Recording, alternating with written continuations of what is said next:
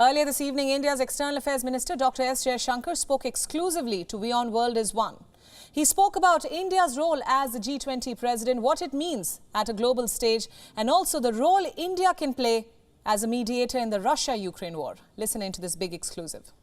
A very important day for India as it takes over the G20 presidency.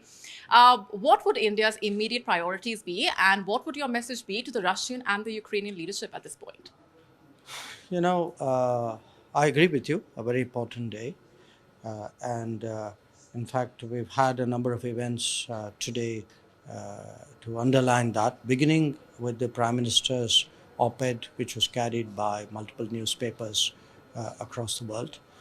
And, our endeavor obviously would be to address some of the pressing issues of the day, issues like food security, energy security, more perennial issues like sustainable development goals, climate action, climate justice. But we have just taken over the presidency. I think there will also be a lot of consultations with other countries because we are very determined that India should really articulate the concerns and the interests of the Global South. The Global South is under a lot of pressure due to a combination of circumstances, debt, COVID, the Ukraine conflict, extreme climate, in some parts of the world, terrorism as well. Some of what we would be pushing is visible right now. Some of it, I think, would emerge with the passage of time. Definitely, we intend to have both a very consultative but also a very impactful presidency. Indeed, and what is also visible is India's unique position on the global stage. How do you think it can see India emerge as a key mediator between Russia and Ukraine, and the potential that India has on that front? There's no question the world is very polarized. And one of the crucial issues of polarization right now is the Ukraine conflict.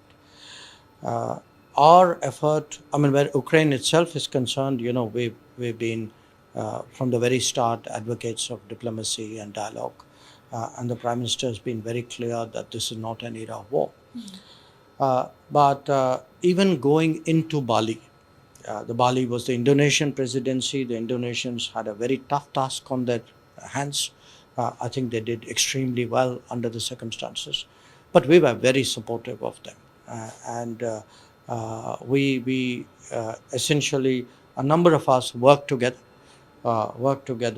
to find some kind of common landing point on the more difficult issues, so that the G20 itself was not in some way jeopardized by this polarization.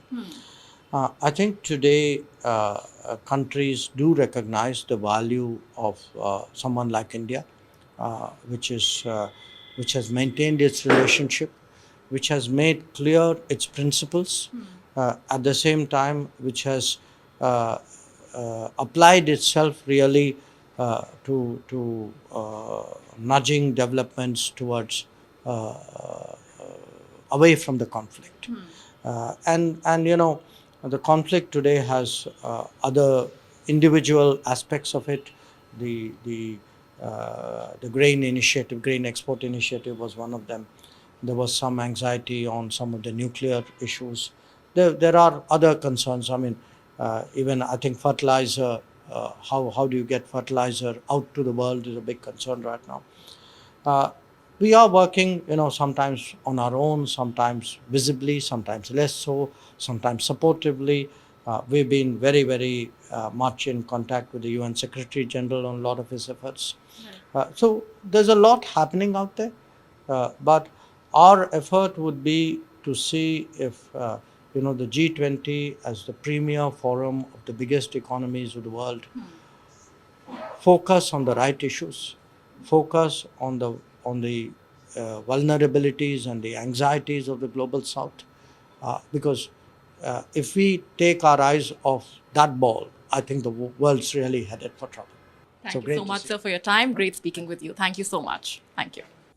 That, of course, was our big exclusive We'll get you more excerpts from that interview through the day. WION World is One is now available in your country. Download the app now and get all the news updates on the move.